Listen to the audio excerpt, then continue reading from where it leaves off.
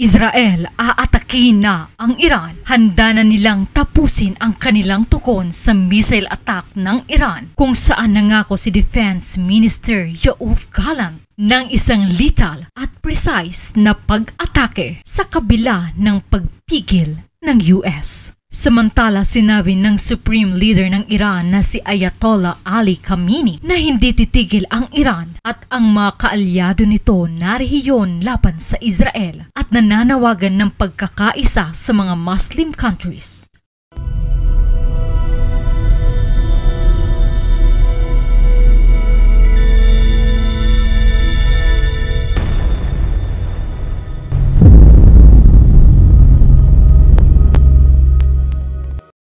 Matapos ang mahabang pagtalakay at pagsaalang-alang kasama ang US, isasagawa na ng Israel ang kanilang ipinangakong pag-atake sa Iran ngayong araw. Magpupulong ang Security Cabinet ng Israel upang pagbotohan ang magiging tugon ng bansa sa ballistic missile attack ng Iran. Matapos maglungsad ang Iran ng sunod-sunod na missile attack sa Israel, 10 araw na ang nakalipas, sinabi ni Israeli Prime Minister Benjamin Netanyahu na magpapayad ang Iran para sa pag-atake. May mga hindi pagkakasundo ang US at Israel tungkol sa uri at lawak ng pag-atake o ganti nito, kung saan hinihiling ng US na huwag puntiryahin ng Israel ang mga nuclear o oil facilities ng Iran. Nagbabala naman ang Iran na magsasagawa ito ng ganti kung sakaling atakihin sila ng Israel. Ang pag-atake ng Israel sa Iran ay magiging nakamamatay at asintado, ayon kay Israeli Defense Minister Yoav Gallant kahapon sa kanyang pahayag sa pagbisita sa IDF Intelligence Unit 9900, isang unit na nangangalap ng intelihensya sa mga larawan ng digmaan. Sinabi ni Gallant na ang Iran ay hindi maiintindihan kung ano ang nangyari sa kanila o kung paano kapag inatake na sila ng Israel. Sinabi niya na ang pag-atake ng Iran noong nakaraang linggo ay agresibo, ngunit nabigo sila dahil hindi ito naging eksakto.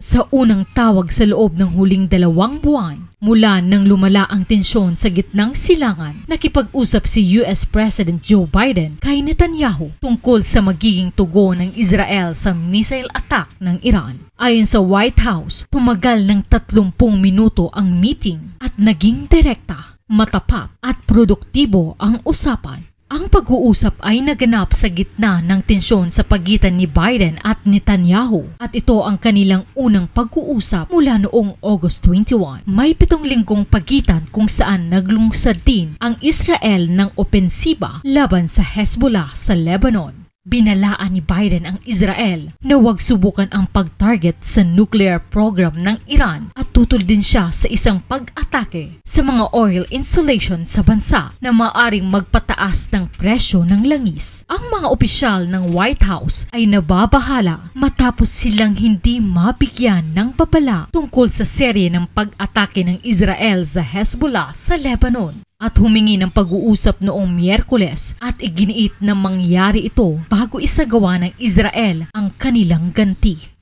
Tinalakay nila ang iba't ibang usapin ayon kay Press Secretary Karine Jean-Pierre matapos ang tawag na inilalarawan ang pag-uusap bilang pagpapatuloy ng mga talakayan sa pagitan ng mga opisyal ng US at Israel tungkol sa magiging tugon ng Israel sa pag-atake ng Iran. Sinabi ni Biden na ang tugon ay dapat maging proportional at muling pinagtibay ni Biden ang matibay na pangako ng Estados Unidos na seguridad ng Israel.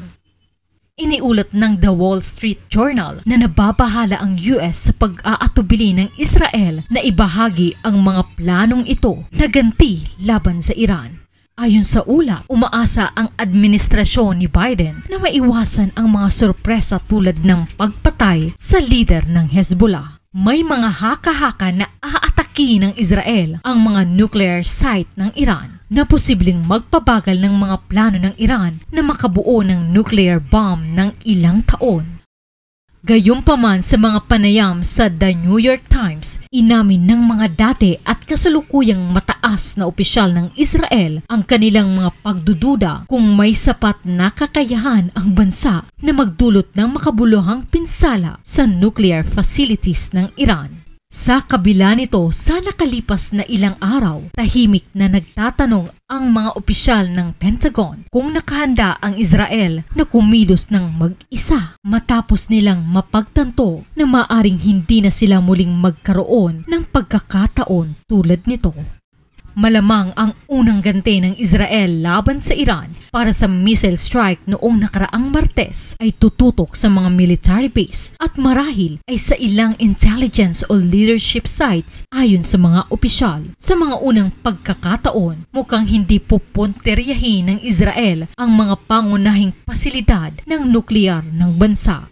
Matapos ang masusing talakayan, mukhang inilaan ang mga target na ito para sa susunod na hakbang kung sakaling mag-escalate ang Iran sa pamamagitan ng kanilang sariling counterstrike. Habang sumasang-ayon ang mga Israeli at kanilang mga kaalyado na kailangan ng Israel na gumanti sa Iran, kakaunti ang pagkakasunduan kung ano ang pinakamahusay na paraan upang gawin ito. May malawak na pagpipilian ang Israel para sa mga target mula sa mga gusali ng gobyerno ng Iran at mga military base hanggang sa mga sensitibong pasilidad ng langis at mga heavily fortified na nuclear facilities na nakatago sa ilalim ng lupa. Inakusahan ng Israel ang Iran na bumubuo ng mga nuclear weapons, isang paratang na itinanggi ng Iran. Ang pag-atake saan man sa Iran ay isang hamon sa logistics para sa Israel. Kailangan ng mga warplanes na lumipad ng mahigit 1,500 kilometers papunta sa kanilang target na mangangailangan ng komplikadong mid-air refueling operation. Anumang pag-atake ay mangangailangan ding harapin ang mga air defense system ng Iran na gawa sa Russia. Kailangan pang ikonsidera dito na ang Iran ay nasa 1,500 to 1,600 kilometers ang layo mula sa Israel at mayroong mga bansa sa pagitan tulad ng Jordan, Iraq, Saudi Arabia kung saan ang ilan ay mga kaibigan at ilan ay mga kaaway. Kahit na mayroon ang Israel ng mga kinakailangang kakayahan, may mga diplomatic considerations na dapat isaalang-alang. Ang isang pag-atake sa sektor ng langis na siyang backbone ng ekonomiya ng Iran o sa nuclear program ay halos tiyak na magagarantiya ang tugon mula sa Iran at magdadala ng panganib sa pandaigdigang merkado ng langis at yumanig sa ekonomiya ng US.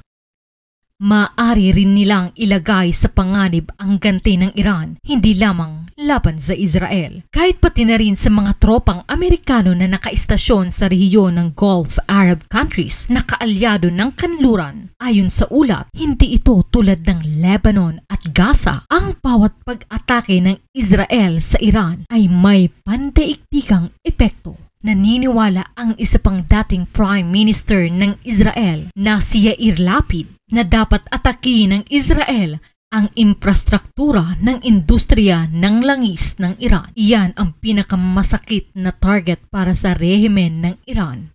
Sinabi ni Lapid, dagdag pa niya na ang pag-atake sa mga pasilidad ng nuklear ng Iran ay dapat lamang isagawa bilang bahagi ng isang international na koalisyon sa pakikipag-ugnayan sa US. Ngayon ay mayroon ang Israel ng pinakamalaking pagkakataon sa loob ng 50 taon na baguhin ang muka ng gitnang silangan. Kamakailan ay sinabi ni Naftali Bennett, isa pang dating Prime Minister ng Israel, na dapat silang kumilos ngayon upang wasakin ang nuclear program ng Iran, ang mga pangunahing pasilidad ng enerhiya nito at upang lubusang pahinain ang teroristang rehimeng Iran. Ayon pa sa kanya, mayroon sila ngayong kasangkapan o magandang oportunidad dahil ang Hezbollah at Hamas ay pansamantalang naparalisa at ang Iran ay naiwang nakabukas.